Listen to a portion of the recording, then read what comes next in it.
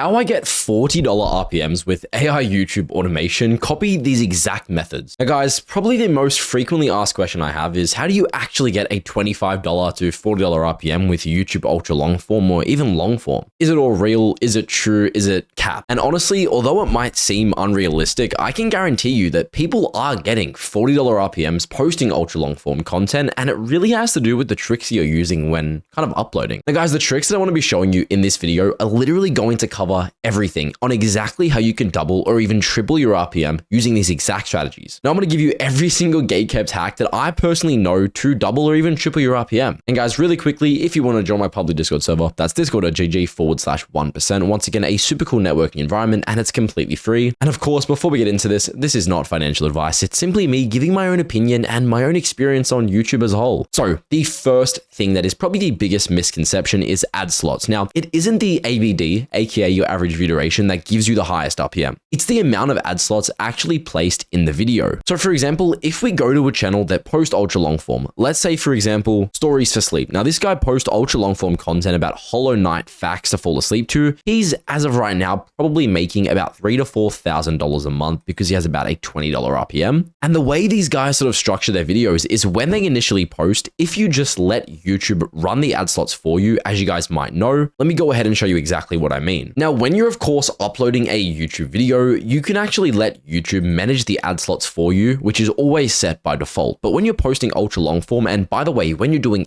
any sort of channel, even if you're doing long form, every trick that I'm about to show you is going to double your RPM. But for example, you can see these little gray icons. That's an ad slot. And YouTube usually puts about 2 to 3 in an 8 to 12 minute video. But what we can actually do is insert an ad slot. Now, no, if you're placing an ad every 10 seconds, it's not going to actually play the ad every 10 seconds. But what it's going to do is forcefully put the ad as often as YouTube settings will actually allow it. So what we can actually do is I have a Chrome extension. By the way, this is completely free. It's called YouTube Ad Placer. Literally look it up on the Chrome web store. You can select how often you want ads to place. I'm going to choose 10 and I'm going to press place, and watch how insane this is. It literally just placed about 100 ads in this one video every 10 seconds. I can go ahead and press continue. And of course, that's going to essentially, in my experience, if you don't use this and then you start using it, it can go anywhere from like 30 to even 70% increase in your current RPM. And of course, when you're doing ultra long form, you want to be doing this. Now, a lot of people like to say, oh, this is going to kill your AVD. No, it won't. Because again, it isn't actually pasting it every 10 seconds. It's only putting it as often as YouTube thinks it's feasible for the viewer to watch. So that's one of the biggest misconceptions, right? People think that by just making a 4-hour video, they're going to get those insanely high RPMs. No, it takes optimizations and it takes going about it in the correct approach. And that's of course probably one of the biggest kind of steps, but it does get a lot crazier than that. And I'm going to cover all of it in today's video. Now guys, really quickly, if you do want to generate 3 to 4 hour long scripts and ultra long form videos in minutes, go ahead and check out my software produce.so. Literally press sign in. It does cost money for some of you guys that don't have the budget and you want to do this with 11 Labs or just ChatGPT. That's completely fair enough. But for those of you that don't kind of want to wait for ChatGPT to make you a script and to really work with it, you can literally go to the script studio, press train your niche, upload the URL of the channel that you want to copy, press start training. I've of course already trained this niche. So if I head over to train niches, I've already copied this specific niche and I can literally create a 3 to 4 hour script for very, very cheap prices in literal minutes. And then of course I head over to the video studio section. I can come over to image niches and I can locate Hollow Knight, press continue, upload my music, upload my TTS, and we will do a 4-hour video for you in less than 10 minutes with subtitles and everything. Now again, guys, the website is produce.so. If you go ahead and use the promo code release, you'll get a 10% off discount for the first 5 people to use it. But again, this is not what the video is about. I just wanted to shed a little bit of light on that. Now, the next step that kind of goes into optimizing to get those $25 to $40 RPMs is of course probably the most important step, and that is first world demographics. What do I mean by a first world demographic? Of course, you could make videos that get an insanely high Indian demographic. Now, for example, not saying there's anything wrong with Indians or anything like that. Most of you guys watching this video are a massive demographic of my channel are Indian viewers. But the problem is YouTube and advertisers as a whole aren't willing to spend as much money to acquire Indian viewers as they are US, Germany, Switzerland, countries with a super high GDP, and of course an ultra high salary. So when you're choosing a niche, you really don't want to be doing an ultra long form or even a long form niche that has a super high Indian demographic. You might be saying, well, how do I know if a niche is, very high in the first world demographic section if it has a lot of US viewers. Now, many ways we can do this. We can obviously go on the video and scroll down to the comments and kind of see if they're getting a ton of comments that make sense in the Australian and kind of US based language. So of course we can see here, it's getting a lot of kind of US based comments, came perfectly when I wanted to sleep, and maybe you can try the game Ultra Kill. Thanks for the video. All these really good English based comments. You don't see all these emojis and it's like love from India with like 15 emojis. If you are seeing that on an ultra long form channel, it is a pretty good indication that it's not going to be too high of an Australian or US based demographic. Like for example, this ultra long form video here, you can tell it has a massive third world demographic, which we don't want. Literally look at this comment. Every day I wait for this guy to post. This guy is good with Manra recap with an emoji.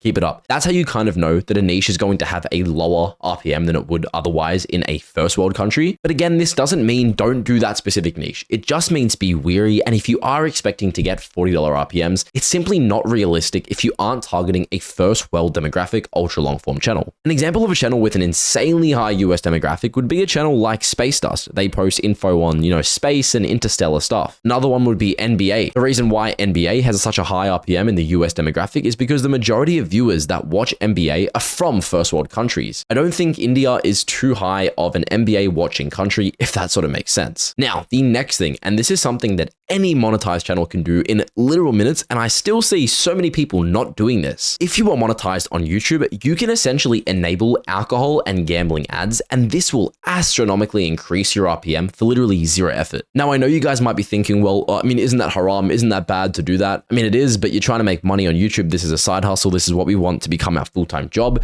We want to make money. Why would we not take advantage of the things that we can to kind of optimize our revenue? So by heading over to the settings, if you go over to ad categories and then sensitive categories, you will see that by default, alcohol and gambling are always blocked. Now, this is going to be the case on every YouTube channel when you first get monetized. And what I see a lot of people not doing is going over to blocked and unblocking both of them. Now, this isn't going to make an insane difference in your RPM, but what it will do is probably give you about a 15 to 30% increase. So if you had a $10 RPM, you've now got that upwards of $13, and that's just with one little trick. And again, this takes literally zero effort to do, and you can do it in any specific niche. Now you might be saying, well, why does this even work? Why are alcohol and gambling ads so kind of overpowered for getting views? And the reason for that is advertisers that run gambling sites really like to spend money on acquiring customers. It's a very bad practice, but it does work. Now, the next important thing is, of course, something that kind of goes against the RPM factor, but it is sort of very relevant. And that's, of course, when you are choosing a niche and doing ultra long form, you want to make sure the niche you're choosing is evergreen and has sustainability. If it isn't evergreen, don't do it. Now, I can give you a perfect example of a channel that is doing ultra long form, but it's not evergreen. Now, what do I mean by evergreen? First off, before I show you this, that means that when you're making a video, will that specific video still be getting views 5 or even 10 years down the line? If the answer is no, it can still be a good idea, but be super wary of it and make sure you know what you're doing. Because our end goal with running an ultra long form channel is to inevitably be getting 1 million views a month consistently from our old videos, and it just continues to stack with a $20 to even $30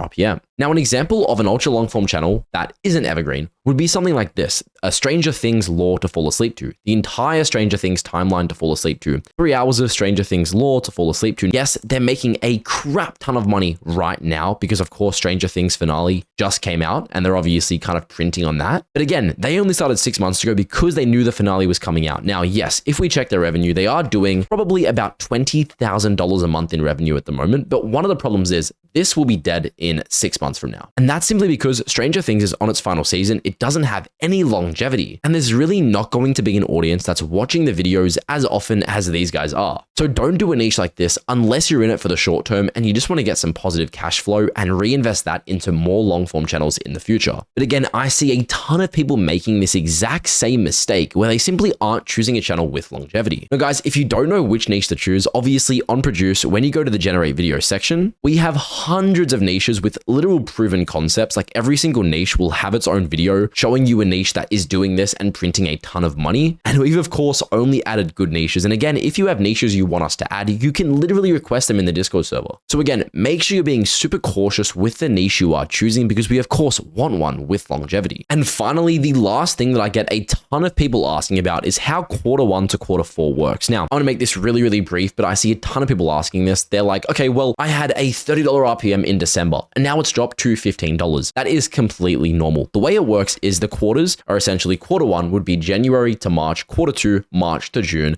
June to September, and then September to December. So it obviously goes quarter one, quarter two, quarter three, and quarter four. And of course, quarter one being the lowest in terms of the RPM and quarter four being the highest. Now, one of the most kind of questioned things, and people don't seem to understand this, is, well, why is quarter four so much higher than quarter one? And the reason for that is quite simple. Advertisers are given a set budget every single year to spend on advertisements for their company. And of course, at the start of the year and throughout the year, they kind of want to conserve that budget to spread it out throughout the entire year. But of course, at quarter four, through the final part of the year, they've got all this budget left over and they have to spend it. That's why during quarter four, it just absolutely surges up and you'll see like an increase of maybe even double your usual RPM. And again, there are other factors for this. It's not just because of advertising budget. It can be because of Christmas sales, December sales, and New Year's sales. Yes, guys, if you want to go ahead and join my public Discord server, that's discord.gg/1%. Once again, you can ask me questions. You can literally just network with other people. And if you do want to go ahead and start using produce.so to handle your 3 to 4 hour script writing and your video creation, go ahead and check out produce.so. Use the promo code RELEASE. It'll give you a 10% off. Thank you so much for watching. Have a great day.